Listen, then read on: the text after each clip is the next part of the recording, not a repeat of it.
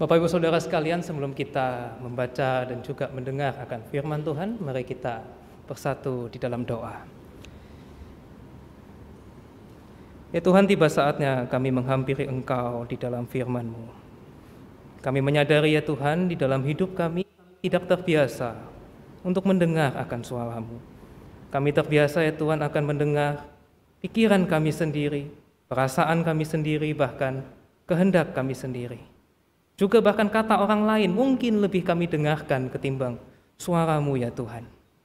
Oleh sebab itu ya Tuhan, ketika kami menyandengkan telinga kami di pagi hari ini, sekiranya Engkau boleh menolong kami, membuka hati dan pikiran kami, agar kami dapat mengerti apa yang menjadi isi hati-Mu dan juga kehendak-Mu di dalam kehidupan kami. Juga berikan kami hati seorang murid yang mau diajar oleh firman Tuhan. Dan juga tolong hamba-Mu yang hina ini, agar sekiranya firman-Mu yang hidup itu juga boleh mengubah akan hidup hamba-Mu ini. Terima kasih ya Tuhan. Di dalam nama Tuhan kami, Yesus Kristus, kami berdoa. Amin. Selamat pagi Bapak Ibu Saudara sekalian. Mari bersama kita membaca Alkitab kita dari 1 Tesalonika 4 ayat 13 sampai ke 18.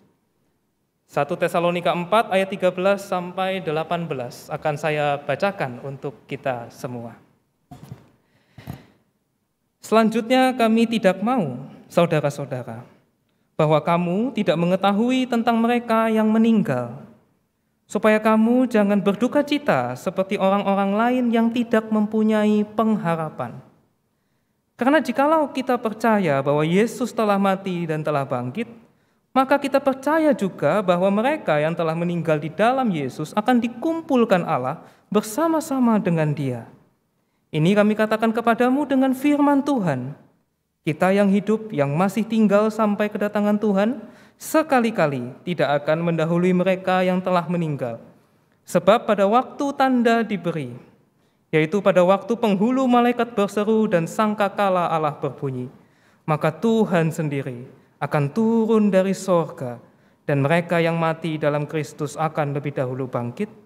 Sesudah itu kita yang hidup, yang masih tinggal, akan diangkat bersama-sama dengan mereka dalam awan menyongsong Tuhan di angkasa. Demikianlah kita akan selama-lamanya bersama-sama dengan Tuhan. Karena itu, hiburkanlah seorang akan yang lain dengan perkataan-perkataan ini. Demikian firman Tuhan. Bapak Ibu Saudara, dalam kebaktian kenaikan Tuhan Yesus yang ke sorga, pada pagi hari ini tema kita adalah reuni keluarga. Reuni keluarga. Bapak Ibu, jika kita melihat misalnya dalam Yohanes pasal yang ke-14 itu disebutkan, ketika Tuhan Yesus itu berkata-kata dengan para muridnya, Tuhan Yesus mengatakan bahwa Dia akan naik ke sorga, itu salah satunya adalah untuk menyediakan tempat bagi kita. Dan kita saat ini menantikan akan kedatangannya yang kedua kali. Sehingga di tempat di mana Dia berada, di situ kita akan berada. Tuhan Yesus berada di sana dan juga kita akan ada di sana. Dan kedatangannya yang kedua kali itu seringkali digambarkan oleh Alkitab seperti sebuah perjamuan kawin. Perjamuan kawin antara Kristus, sang mempelai laki-laki, dengan mempelai perempuan, yaitu gereja.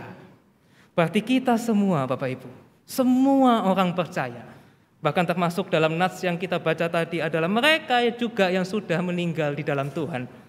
Sanak famili kita barangkali akan dibangkitkan dan semuanya akan dikumpulkan bersama-sama dengan Kristus.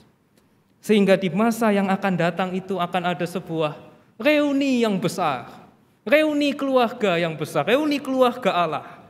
Dan kita semua akan selama-lamanya bersama-sama dengan Tuhan.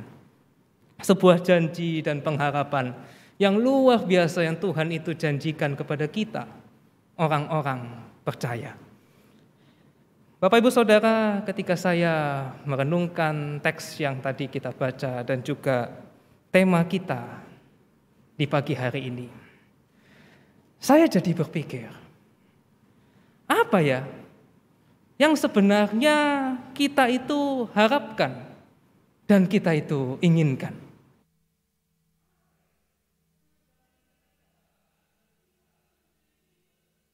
Mengikut Kristus. Pada waktu saya masih kuliah di Teknik Sipil di UK Petra, Surabaya, ada salah seorang dosen saya itu berkata kurang lebih begini, kamu tahu enggak, orang marketing yang paling jago, orang yang paling jago jualan. Wah, siapa ya? Lalu dia mengatakan, orang marketing yang paling jago, yang paling hebat, itu adalah pendeta. Wah, kaget kita semua. Loh, kenapa kok bisa begitu? Ya, kamu lihatlah. Kalau orang jualan mobil, ya mungkin mobilnya inden, tapi mobilnya ada. Yuk bayar, yuk ada mobilnya. Kalau orang jualan rumah, mungkin rumahnya belum dibangun, tetapi tanahnya itu ada, proyeknya itu ada, barangnya itu ada. Lah pendeta-pendeta, hamba-hamba Tuhan, jualan sorga. Jualan sorga.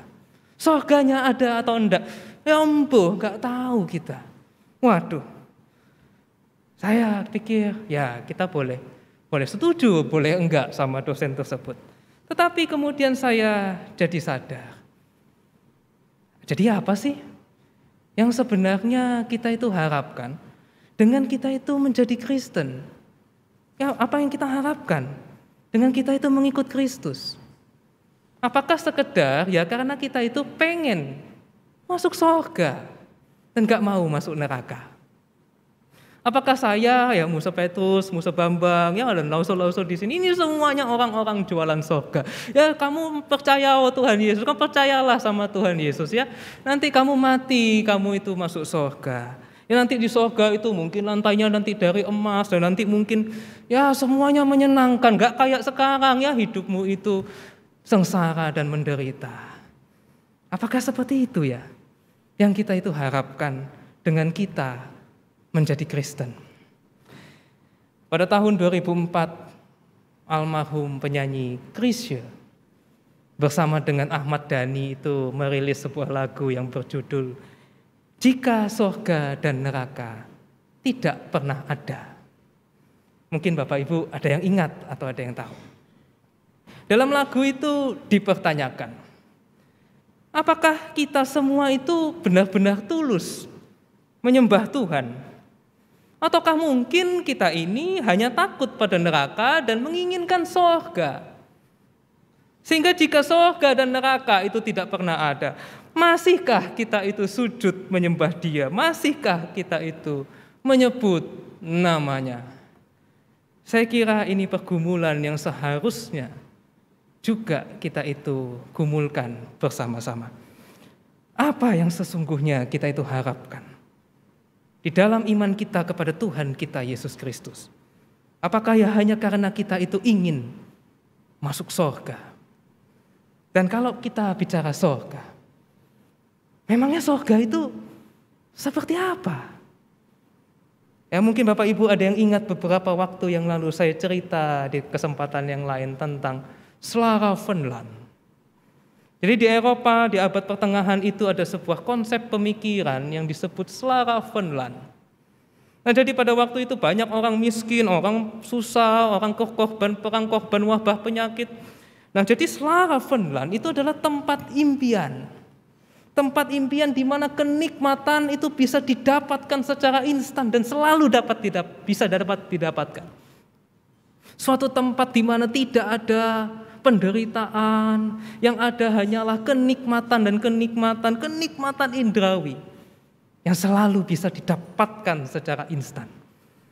Jadi tempat yang begitu indah dan saudara dapat mendapatkan apapun yang Anda mau. Jadi misalnya Anda mau makan ayam goreng. Wah, ayam goreng itu akan langsung datang terbang menghampiri Anda. Anda mau makan buah, ranting-ranting pohon itu akan menyuapi Anda. Bapak Ibu mau pergi ke tempat yang seperti itu? Tapi pertanyaannya kemudian adalah, apakah kira-kira manusia akan bahagia kalau bisa ada di tempat yang seperti itu? Nah, para pemikir abad pertengahan kemudian mendapati, oh ternyata tidak. Tidak.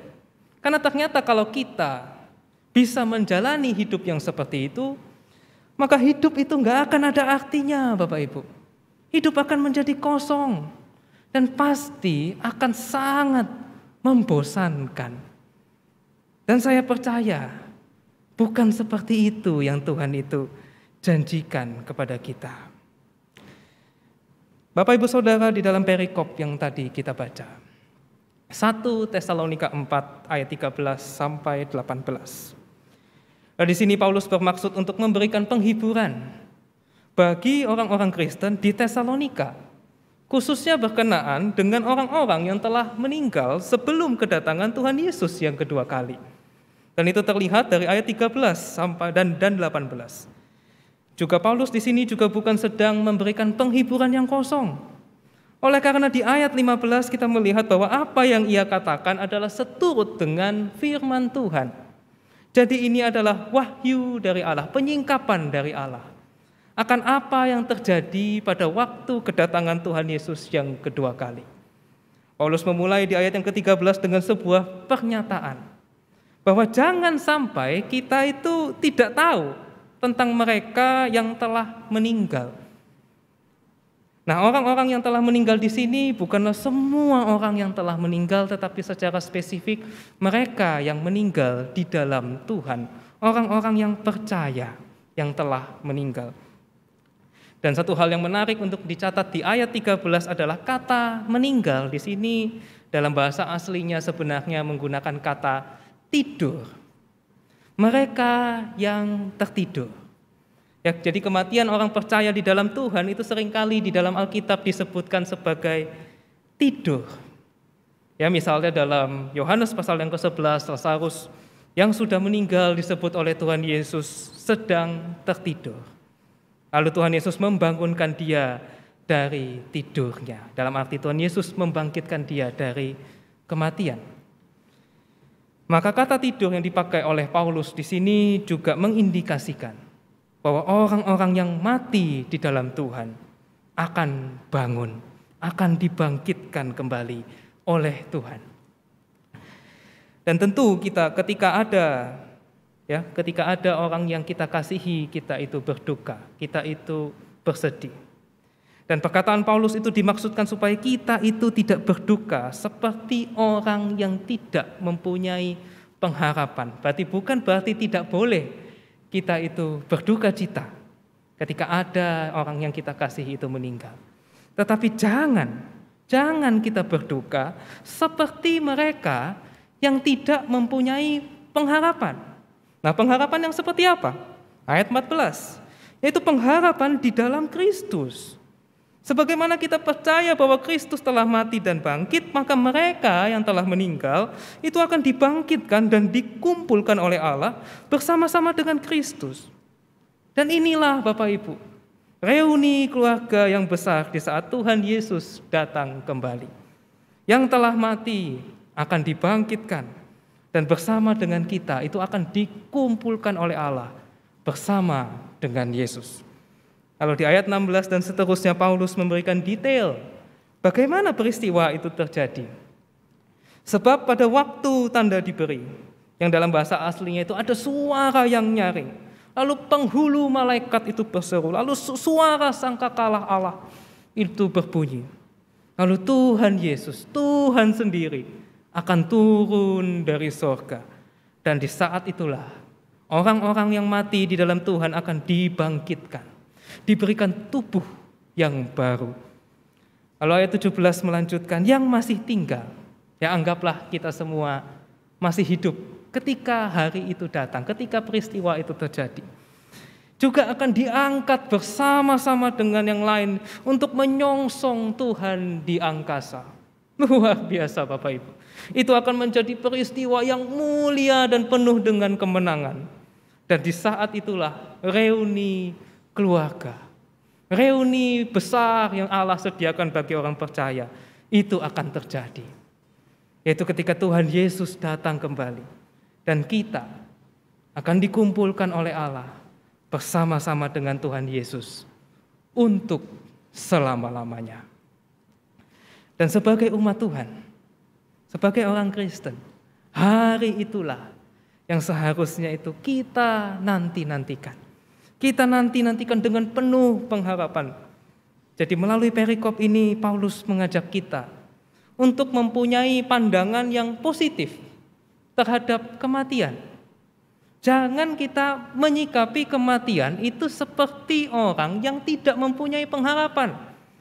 Baik kematian orang yang kita kasihi maupun bagi diri kita sendiri. Richard Baxter, seorang teolog abad 17, itu satu kali membahas mengenai keengganan orang percaya untuk mati. Yang oleh Richard Baxter itu disebut tidak masuk akal. Loh, kenapa kok tidak masuk akal? Karena berarti di saat yang sama kita itu tidak percaya. Kita tidak percaya akan janji kemuliaan Allah. Bahkan itu seperti sebuah pengkhianatan. Karena berarti kita lebih memilih dunia dan hidup kita yang sementara ini ketimbang Allah itu sendiri. Bapak Ibu, bukan berarti kita itu kemudian ingin mati saja, atau nanti kalau kita sakit itu enggak perlu ke dokter. Bukan begitu Bapak Ibu. Tetapi kita tidak boleh menyikapi kematian itu seperti orang yang tidak mempunyai pengharapan. Dan Paulus melalui perikop yang kita baca ini memberitahu kita agar jangan sampai kita tidak tahu. Jangan sampai kita menyikapi kematian seperti orang yang tidak mempunyai pengharapan. Dan inilah yang Paulus maksudkan di dalam perikop yang tadi kita baca bersama-sama. Bapak Ibu Saudara, jika kita memperhatikan lebih dalam 1 Tesalonika 4 yang kita baca ini, kita akan melihat bahwa apa yang sesungguhnya menjadi pengharapan kita sebenarnya bukan sekedar masuk surga, bukan tempatnya, bukan keindahan apalagi kenikmatan di sana, bukan. Tetapi yang dijanjikan adalah ketika hari itu datang, kita semua, baik yang sudah mati ataupun yang masih hidup pada hari itu, selama-lamanya akan bersama-sama dengan Tuhan kita Yesus Kristus yang kita kasihi. Union and communion with Christ. Persatuan dan persekutuan yang sempurna antara kita dengan Kristus untuk selama-lamanya. Dan itulah yang dijanjikan oleh Tuhan kita ketika Tuhan Yesus datang kembali untuk yang kedua kalinya. Bukan surganya, tetapi kebersamaan dengan Tuhan kita, Yesus Kristus. Di dalam Yohanes 14 ketika Tuhan Yesus berkata, "Aku pergi untuk menyediakan tempat bagimu, supaya di tempat di mana aku berada, kamu juga berada." Berarti bukan tempatnya yang penting Bapak Ibu, tetapi kebersamaan yang kekal dengan Tuhan kita Yesus Kristus. Di mana aku berada, kamu juga akan berada. Jadi bukan surganya sekali lagi, tetapi Tuhan itu sendiri. Kita bisa bersama-sama dengan Tuhan. Kita bisa menikmati persekutuan yang sempurna dengan Tuhan. Dan itulah yang sesungguhnya Tuhan itu janjikan dengan kenaikannya ke surga. Bahwa Dia akan datang lagi dan kita semua akan dikumpulkan bersama-sama dengan Tuhan. Bapak Ibu Saudara, tujuan hidup orang Kristen bukanlah masuk surga. Jangan salah mengerti Bapak Ibu, itu agama lain. Tetapi tujuan hidup orang Kristen, sebagaimana dikatakan dalam katekismus singkat Westminster, adalah memuliakan Allah dan menikmatinya untuk selama-lamanya. Menikmatinya di dalam persekutuan yang kekal dengan Allah Tritunggal di dalam Kristus. Kita selama-lamanya akan bersama-sama dengan Tuhan. Sesuatu yang seharusnya kita itu rindukan, kita inginkan sebagai orang-orang yang mengasihi Tuhan. Seperti seorang calon mempelai itu menantikan hari pernikahannya, menantikan suatu saat dia akan bersama-sama dengan mempelai laki-lakinya untuk selama-lamanya. Demikianlah seharusnya kita menantikan untuk bisa bersama-sama dengan Tuhan dalam reuni besar yang Tuhan sediakan bagi orang percaya. Namun masalahnya sekarang Bapak Ibu, apakah kemudian yang Tuhan itu janjikan itu memang adalah sesuatu yang kita inginkan? Apakah iya kita menginginkan Tuhan itu segera datang dan kita bisa segera bersama-sama dengan Dia? Atau jangan-jangan kita enggan, kita ogah, kita enggak mau Dia cepat-cepat datang? Oh, kenapa kok begitu? Ya karena kalau kita mau jujur dengan hidup kita, apakah iya hal-hal seperti itu adalah hal-hal yang kita pikirkan dan kita itu inginkan? Nanti kita yang biasanya selalu kita pikirkan adalah bagaimana kita itu menikmati dunia ini oleh karena kita begitu mencintai dunia ini. Kita mencintai hidup kita yang sementara ini. Yang selalu kita pikirkan adalah bagaimana menikmatinya.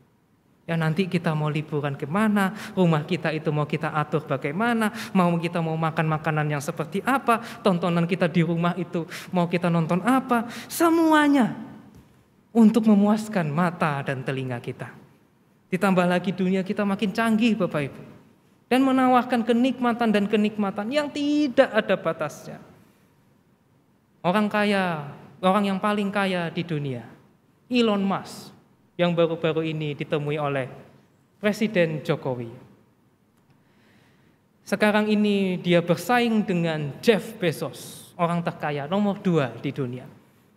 Bersaing untuk bikin apa? Bikin tour, liburan ke Mars.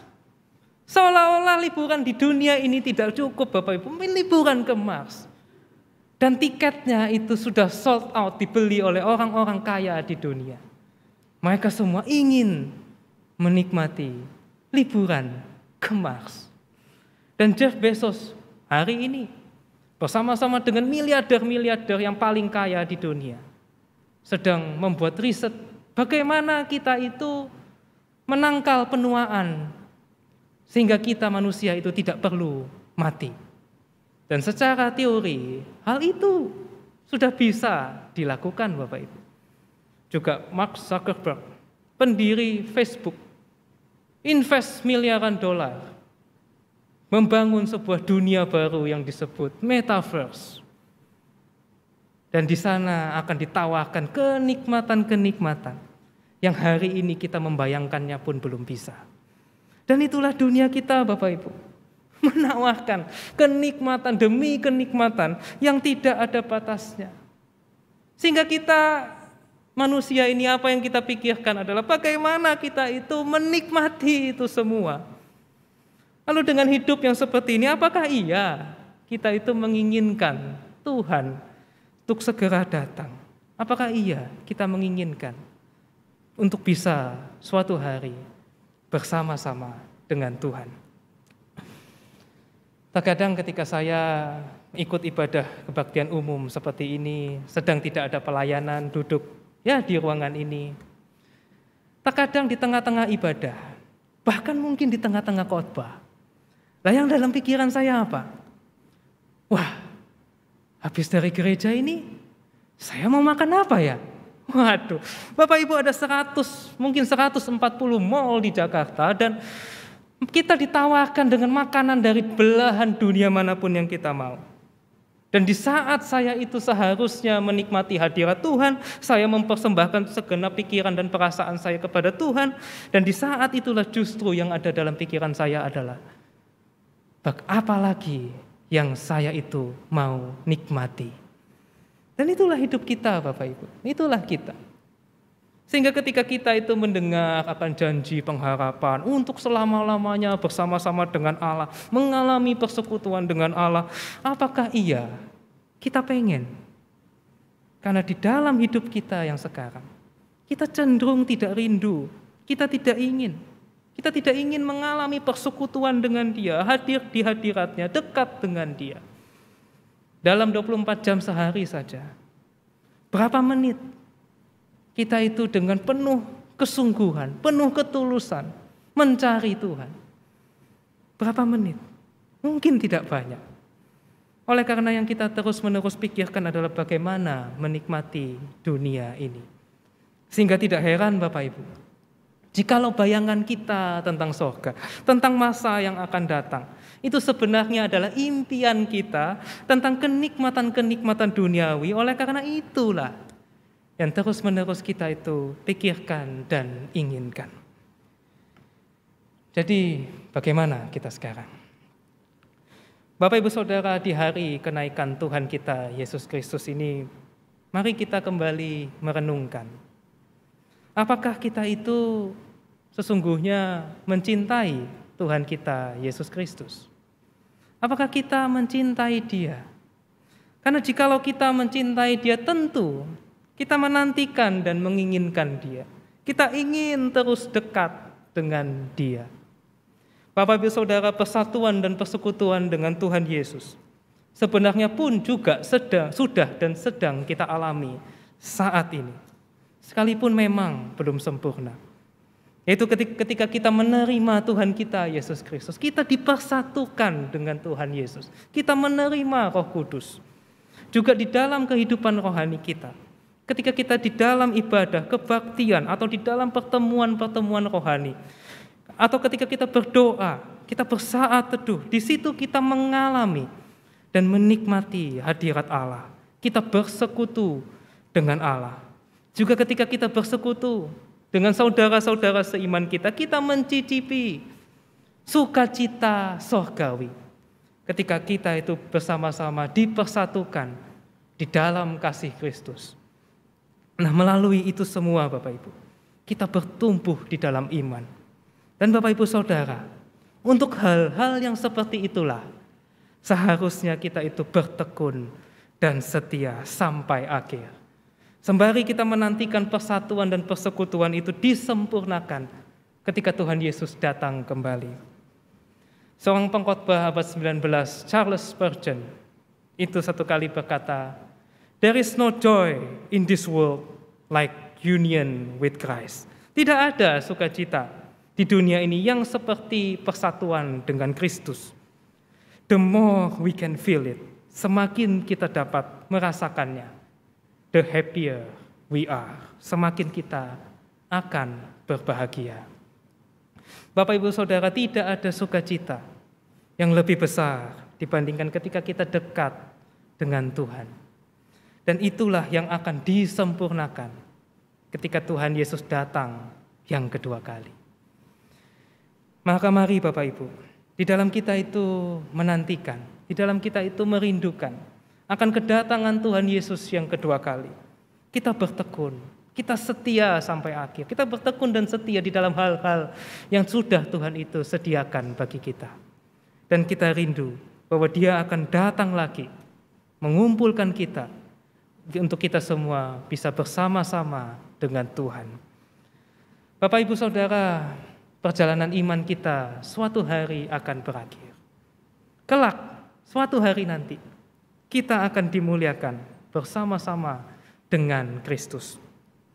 Tentu saja kita menjalaninya bukan dengan kekuatan kita sendiri. Karena Tuhan yang memulai, maka Dia juga yang akan meneruskannya pada hari Kristus Yesus. Filipi 1 ayat yang ke-6. Dia yang memulai, Dia yang memilih kita yang bukan siapa-siapa dan tidak layak ini. Dan Dia yang akan menyelesaikan perjalanan iman kita. Bapak Ibu, pada suatu hari di Amerika ada seorang bapak yang begitu sayang kepada anaknya. Tetapi sayang sekali anak ini cacat. Ya, anak ini cacat, tangannya tidak bisa bergerak, tidak bisa berjalan. Jadi lumpuh. Tapi anak ini masih bisa berbicara, sekalipun sangat tidak jelas dan terpaksa harus pakai bahasa isyarat. Suatu hari di tahun 1977, anak ini dengan bahasa isyarat mengatakan kepada bapaknya, "Pak, saya ingin ikut lomba triathlon." Triathlon itu lomba renang, kemudian balap sepeda, dan lari maraton jadi satu. Triathlon. Bayangkan Bapak Ibu, anak cacat tapi pengen ikut lomba triathlon. Di dalam hatinya ada semangat dan keinginan untuk mencapai hal-hal yang besar. Tetapi anak ini cacat. Tapi karena bapak ini begitu mengasihi anak ini, bapak ini pikir gimana caranya ya. Bapak ini coba daftar ke panitia. Bapak itu kemudian bilang ke panitia, anak saya dan saya akan ikut lomba. Panitianya bingung. Tapi ya sudah bolehlah. Akhirnya didaftarkan kedua orang itu. Lalu ketika hari itu tiba, hari lomba itu tiba, apa yang bapak itu lakukan? Bapaknya membuat sebuah perahu. Kemudian anaknya yang cacat itu ditaruh di atas perahu dan bapak itu tarik itu perahu dengan berenang bermil-mil jauhnya. Kemudian begitu tiba di pantai, bapak itu gendong lagi anak itu, taruh kemudian anak itu di sebuah kereta dorong, seperti becak. Bapak itu kemudian kayuh itu becak bermil-mil jauhnya. Dari becak itu bapak itu taruh lagi di atas sebuah gerobak. Bapak itu kemudian dorong gerobak itu sampai menuju garis finish. Dalam perlombaan itu semua orang sudah finish. Tetapi penonton belum mau bubar. Karena mereka sedang menunggu anak dan bapak yang luar biasa ini. 8 jam setelah orang yang terakhir itu finish. Akhirnya dari kejauhan bapak itu dan anak itu kelihatan. Bapak itu sedang mendorong gerobak itu dengan ngos-ngosan. Dan kemudian akhirnya tiba juga di garis finish. Anak itu bertepuk tangan gembira dan bapak itu menangis dan semua orang di sana menangis terharu melihat anak dan bapak yang luar biasa itu. Bapak Ibu Saudara, di dalam perjalanan iman kita yang penuh dosa, kelemahan, ini tidak beda dengan anak cacat itu. Kita tidak mampu, kita manusia lemah. Kita begitu mudah tergoda akan kenikmatan-kenikmatan dunia. Dan tanpa Tuhan, tidak mungkin kita bisa mencapai garis finish. Tetapi karena Tuhan, karena Bapa kita yang di sorga, itu menjadi mungkin. Oleh sebab itu mari Bapak Ibu, kita bertekun dan kita terus mencari Tuhan di dalam hidup kita yang saat ini. Kita mendekat kepada Tuhan, selalu datang kepada Tuhan. Kita menikmati persatuan dan persekutuan dengan Tuhan. Kita bersama dengan Tuhan. Kita suatu hari akan mencapai garis finish bersama-sama dengan Dia. Yaitu ketika Tuhan Yesus datang kembali. Dan kita akan dikumpulkan untuk selama-lamanya oleh Allah bersama dengan Tuhan kita, Yesus Kristus. Mari kita berdoa. Tuhan, kami menyadari bahwa tanpa-Mu kami tidak mungkin mampu ya Tuhan untuk tekun dan setia sampai akhir. Tetapi pada pagi hari ini kami semua datang kepadamu, memohon pertolongan-Mu ya Tuhan, agar sekiranya Engkau yang membawa kami sampai akhir. Dan di saat itulah kami akan dikumpulkan, kami semua, termasuk mungkin orang-orang yang kami kasihi yang telah meninggal, akan dikumpulkan oleh Engkau. Dan kami semua akan bersama-sama dengan Engkau untuk selama-lamanya. Tuhan, sekiranya di dalam hidup kami itulah yang akan terus-menerus menjadi pengharapan kami.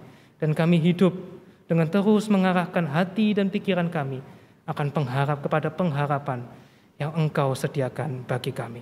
Terima kasih ya Tuhan. Di dalam nama Tuhan kami Yesus Kristus, kami berdoa. Amin.